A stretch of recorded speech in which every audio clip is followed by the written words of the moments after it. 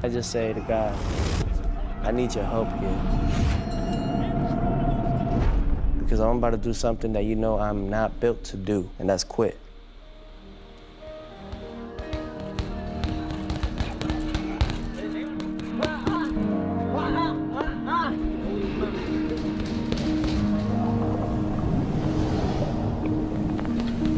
When you see the footage, you know exactly what I mean. Iron Mike coaching reflexes, slip-and counter drills, and that unmistakable aura of someone who's been at the very top. This isn't just a cameo. These clips have been shared and reshared across social media, and they paint a clear picture of Tyson lending his experience to Lopez's preparation.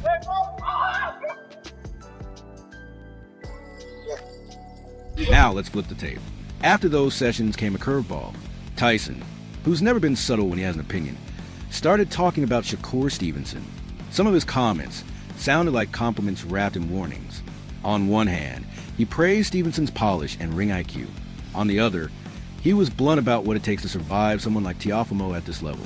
That combination respect plus reality check made his words land like a forearm slap across social feeds. If you're Stevenson, hearing Mike Tyson say respect, but don't be too confident, is exactly the kind of public pressure that jars you awake. Do you recognize this energy?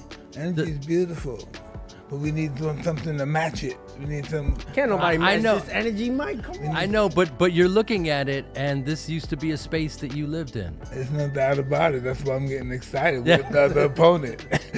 Mike's just an instigator at this point. He just wants an instigator. I love it.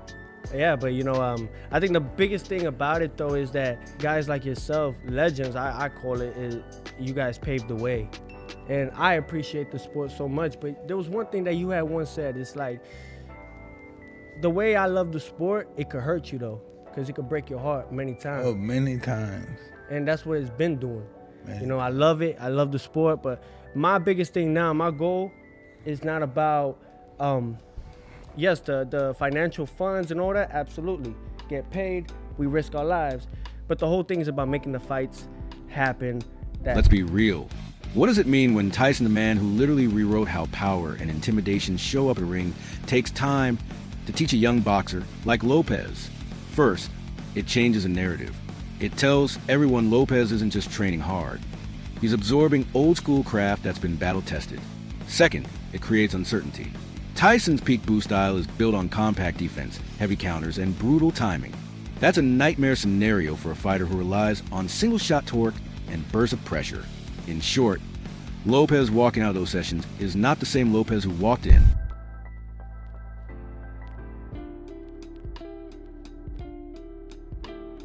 So, where does Stevenson sit in all of this? If you're a narrative-loving fan, you see a delicious triangle. Stevenson, the slick defensive maestro, Lopez, the confident, explosive puncher, and Tyson, the wild card mentor quietly beefing up Lopez's tools. Tyson's comments equal parts praise and caution do two things. They validate Stevenson's skill, and they hint that Lopez might be primed to approach the fight differently than people expect.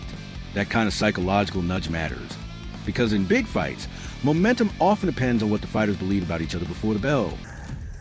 The further you pull your hand back, the harder you punch, but it's not.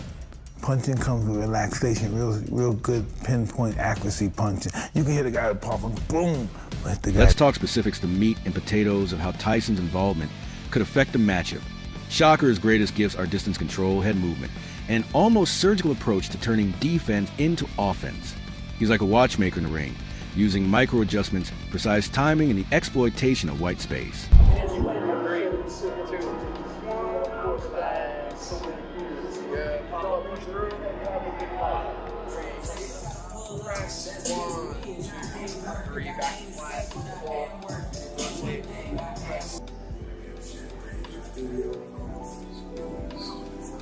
Yes, sir.